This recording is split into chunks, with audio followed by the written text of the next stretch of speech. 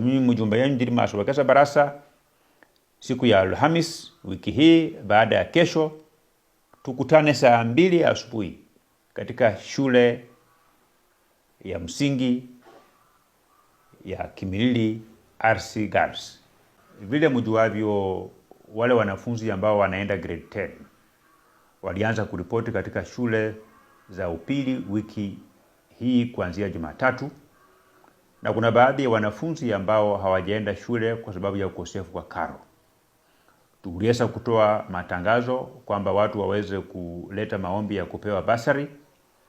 Maombi hayo tumeyapokea na tumeyatengeneza. Sasa hundi za karo ya shule zitakuwa tayari siku ya Alhamis, ambayo ni siku ambayo itakuja baada ya siku ya kesho. Kuna baadhi ya wanafunzi ambao wamekuwa wakija kwangu nyumbani nikiwasaidia pesa yangu ya mfuko, lakini kwa habari njema, hundi za karo yao ya shule sasa ziko tayari, na kamati ya CDF imetoa mapendekezo yafuatayo.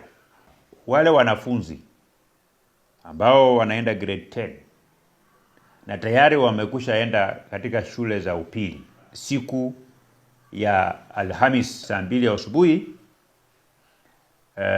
wazazi wao wakuja kuchukua hundi ya karo ya shule tumeshaandaa.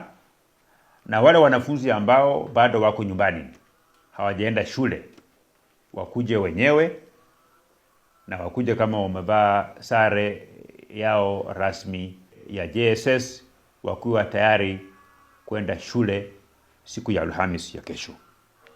Sisi tumejitolea kuhakikisha kwamba pesa hizi zinatolewa kwa wakati ili wanafunzi wasichelewe. Na wale ambao walituma maombi yao ya basari na kwa bahati mbaya ama bahati mzuri wakabadilisha wanafunzi kutoka shule ambazo walikuwa wamepokea barua ya kuenda na wakaenda katika shule nyingine, siku ya kesho wakuje ili waweze kuweka rekodi sawa.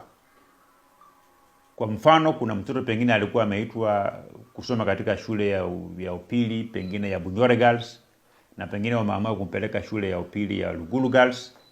Wakuje walete yale maoni ili tunapotoa hizi checks siku ya Alhamis pesa zisipotee. Na wale ambao hawatakuwa wamekuja kurekebisha rekodi hizo pesa zitapatiwa wanafunzi wengine ambao wanahitimu ama ambao wanafaa. Mimi nitakuwa pale kuanzia asubuhi saa 2 mpaka vile mwanafunzi wa mwisho atapewa cheki yake ya kwenda shuleni. Mungu awabariki, awazidishie. See you on Thursday this week. Asanteni sana.